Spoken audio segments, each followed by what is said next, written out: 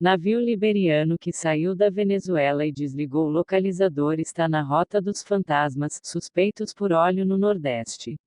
Investigação da Marinha é sigilosa, mas não descarta elo com navios que burlam sanções internacionais. Levantamento obtido pelo G1 encontrou 14 deles saindo de Puerto José desde maio. Mercado ilegal de petróleo movimenta mais de 100 bilhões de dólares ao ano. Por Felipe Domingues, G1. 31 de outubro de 2019, 11 horas e 33 minutos. Um levantamento obtido pelo G1 aponta que um navio petroleiro da Libéria operado por uma empresa grega SA. E o da Venezuela em agosto, desligou seu sistema de rastreamento e passou oculto dos radares na costa brasileira. Operando como um navio fantasma, ele navegou por águas internacionais no mesmo período em que o óleo que atinge o Nordeste teria sido derramado no mar. Aumento generalizado no tráfego de navios fez órgão apontar como alto o risco de acidentes com petróleo no Brasil. O rastreamento que flagrou o liberiano e outros fantasmas, também chamados de dark ships, foi feito por uma empresa de inteligência de dados internacional a pedido do G1. Não se sabe se esta embarcação está na mira do governo brasileiro. A Marinha do Brasil não dá detalhes sobre sua investigação, mas considera a possibilidade do envolvimento de um navio irregular entre as principais hipóteses para a origem do óleo que polui o Nordeste. A suspeita é que possa ter ocorrido algum acidente na transferência da carga em alto mar. Conforme testes realizados pela Petrobras, o material encontrado nas praias brasileiras é uma mistura de óleos venezuelanos. A Marinha concentra suas investigações em uma área a cerca de 700 quilômetros da costa. Na quarta-feira, 30, o vice-presidente Hamilton Mourão afirmou à imprensa que o governo está perto de identificar os responsáveis pelas manchas de óleo. A declaração foi dada depois de uma reunião com o comandante da Marinha, Almirante Ilques Barbosa. Mourão sinalizou que eventuais resultados dessa investigação serão anunciados pelo presidente Jair Bolsonaro. Aumento no tráfego de navios fez órgão apontar como alto o risco de acidentes com petróleo no Brasil. Desde maio, ao menos 14 petroleiros deixaram Puerto José, na Venezuela, e desligaram o seu sistema de monitoramento por no mínimo 2 semanas, de acordo com análise da empresa de inteligência. A de dados Kepler, que promove soluções de transparência no mercado de commodities. A embarcação liberiana citada no levantamento obtido pelo G1 ficou um mês fora dos radares desde que começou a navegar em 8 de agosto. O período coincide com as datas-alvo das investigações conduzidas pela Marinha e Polícia Federal. As manchas começaram a aparecer no fim daquele mês, na Paraíba. A navegação fora dos radares é uma prática ilegal, mas não é incomum e mostra como agem os operadores do mercado pirata. Em nossa vizinhança, muitas vezes a estratégia é adotada por empresas interessadas em driblar sanções comerciais impostas à Venezuela. O navio liberiano cujas datas de navegação coincidem com a investigação da Marinha carregou o equivalente a pouco mais de 1 milhão de barris de petróleo, o que daria a quase 159 milhões de litros, um volume que lotaria 3,2 mil caminhões-tanque. Depois de pegar a carga e retomar sua rota, esse navio fantasma liberiano ficou oculto dos sistemas por mais de um mês. Reapareceu perto da Malásia. Os analistas da Kepler avaliam que ele passou, muito provavelmente, pelas águas internacionais ao longo da costa brasileira, indo depois pelo Cabo da Boa Esperança até a Ásia. A alternativa a essa rota seria o Canal do Panamá, mas a tarifação e a fiscalização ali são bem mais rígidas. A Marinha diz ter notificado 30 navios de 10 nacionalidades que teriam passado pela costa brasileira entre 25 de agosto e 3 de setembro por suspeita de envolvimento no derramamento.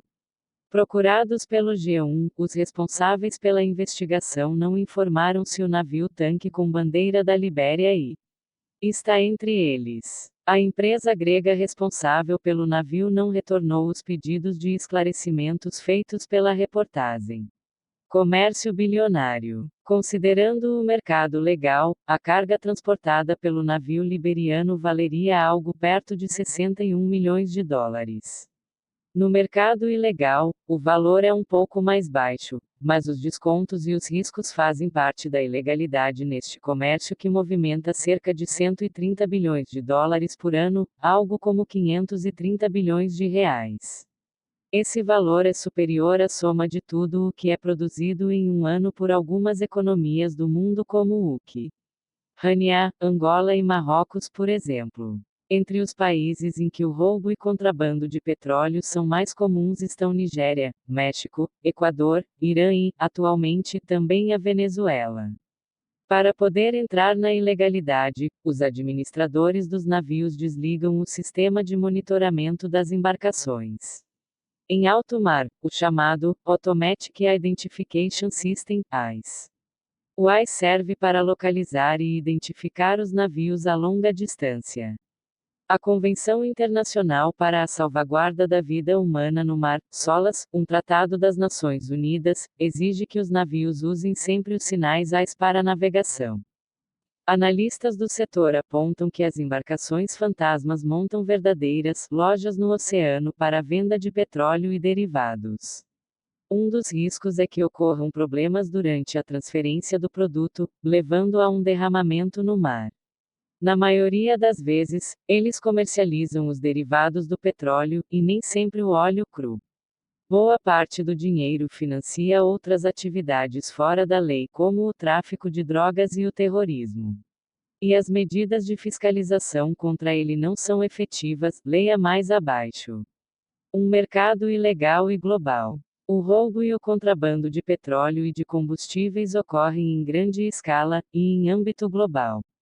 Praticamente todos os países produtores e compradores enfrentam algum nível de ilegalidade nesse mercado, que envolve principalmente os produtos do óleo refinado, como gasolina, diesel, querosene, lubrificantes e gás. Isso ocorre até mesmo na Europa e nos Estados Unidos, além do Oriente Médio, da África e dos países latino-americanos.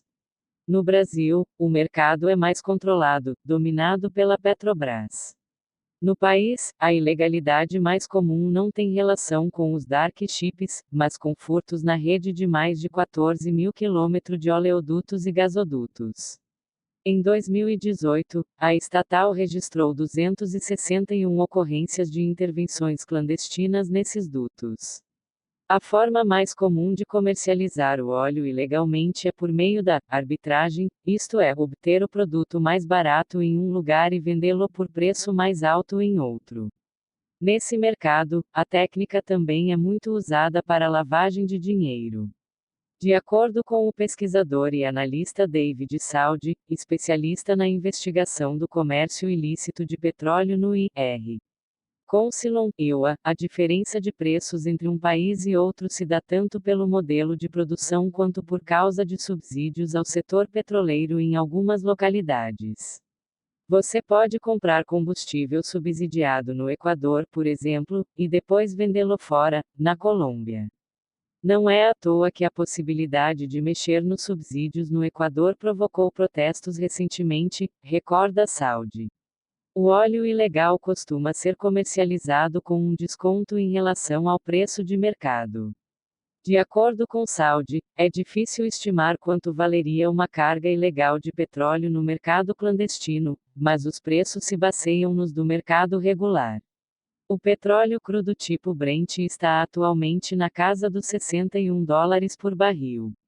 O mercado ilegal do petróleo tem entre suas estratégias ataques a dutos de distribuição em terra e também a ação de piratas em alto mar, em pequena e em grandes escalas.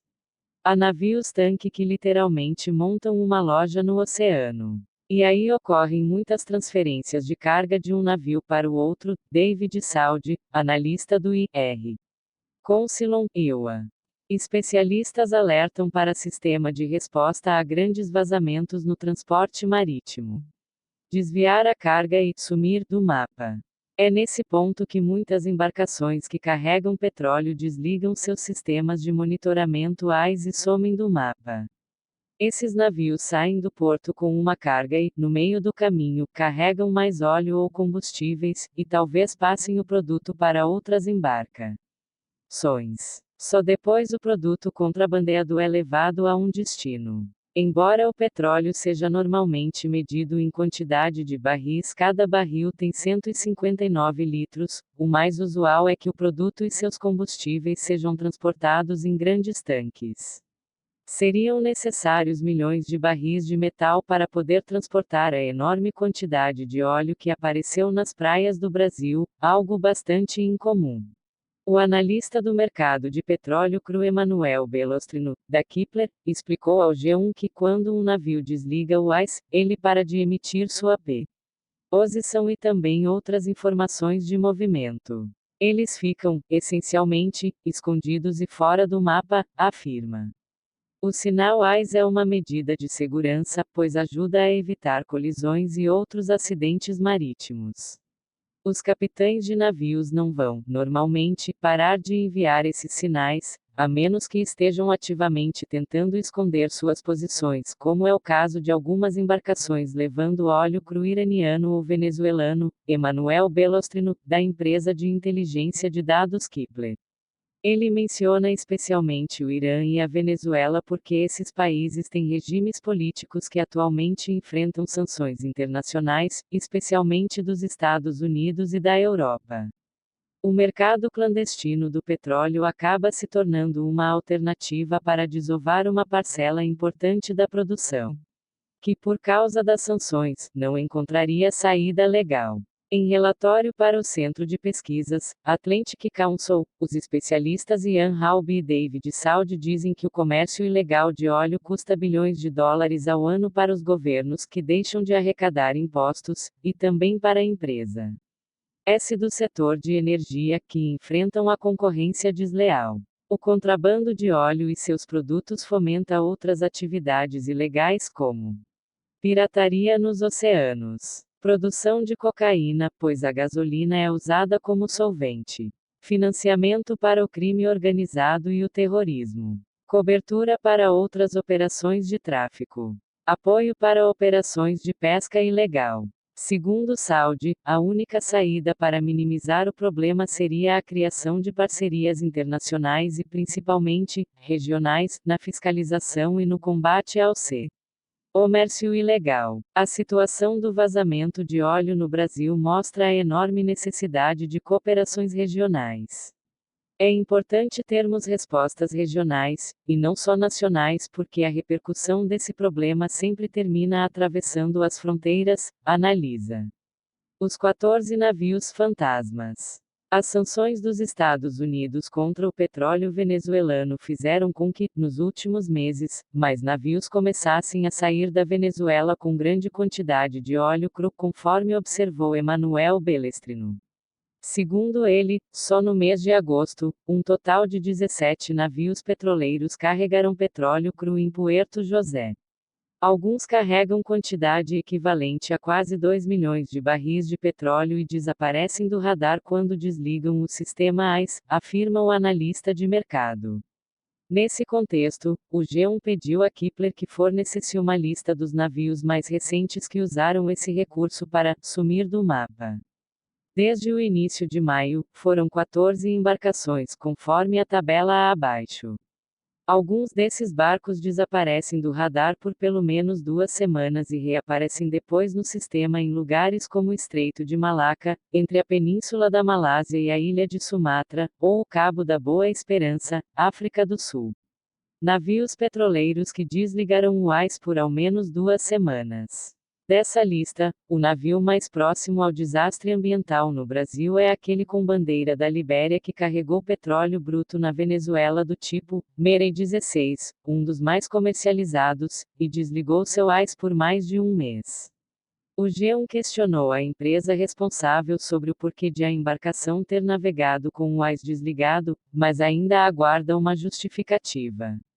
De acordo com Saudi, via de regra, a indústria de navios é hipercompetitiva e extremamente sigilosa, por isso pode ser muito difícil obter respostas. Outros 16 barcos carregaram petróleo no mesmo porto durante o mês de agosto, e mantiveram o AIS ligado durante a rota, como é esperado.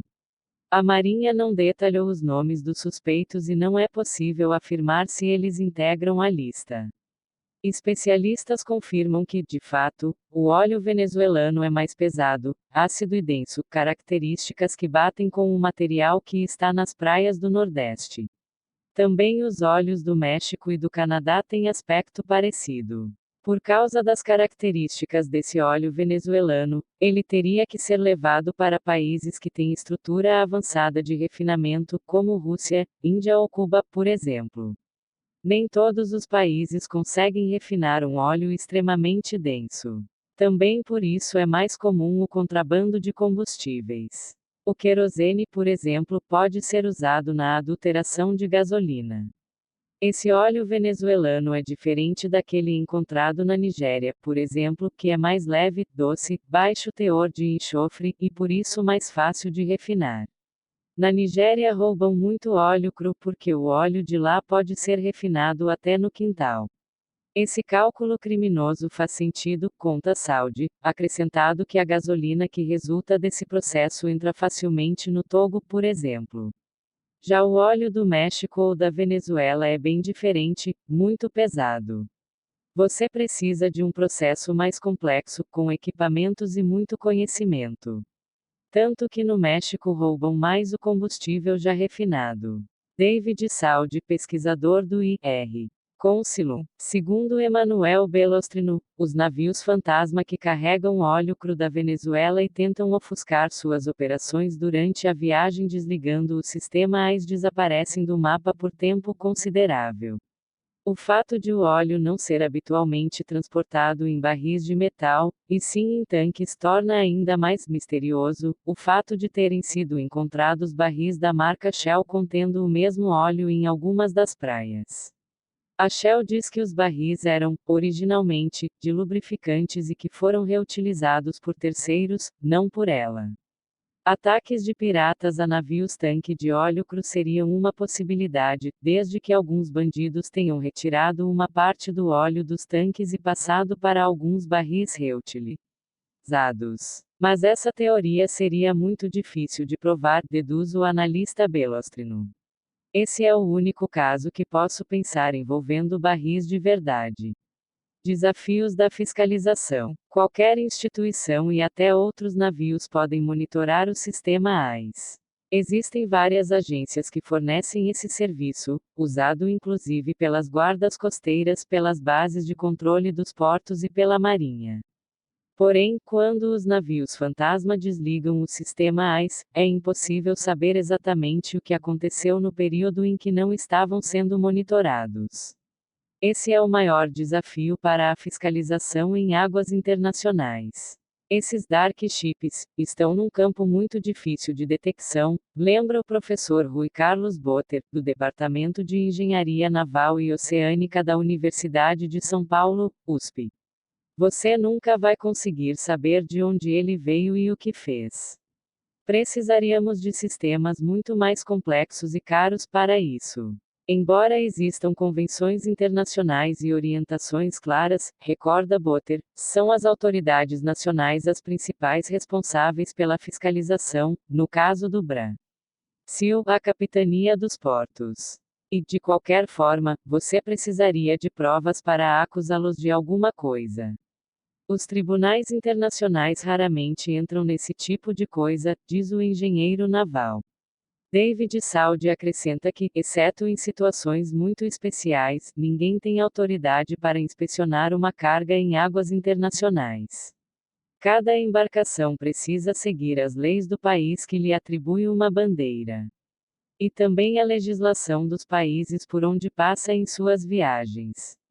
Além disso, é prática usual desses navios falsificar os documentos da carga. Saudi relata o exemplo da transferência de uma carga roubada de diesel da Líbia entre navios perto de Malta. O material seria descarregado na Sicília, para depois ser distribuído na Itália, na França e na Espanha. Antes disso, a carga mudou de mãos várias vezes por meio de empresas de fachada. Eles usam certificados falsos sobre a origem do produto, conta o especialista. E também notas de embarque falsas para a carga. Também é possível que os navios fantasmas simplesmente entreguem óleo ou combustível ilegal nos portos, refinarias ou terminais onde haja alguém disposto a falsificar a documentação. Ou que façam a mistura com outros combustíveis, num processo de adulteração. Assim conseguem lavar o produto roubado ou contrabandeado para que gradualmente entre nos canais de oferta legal. Manchas de óleo no Nordeste.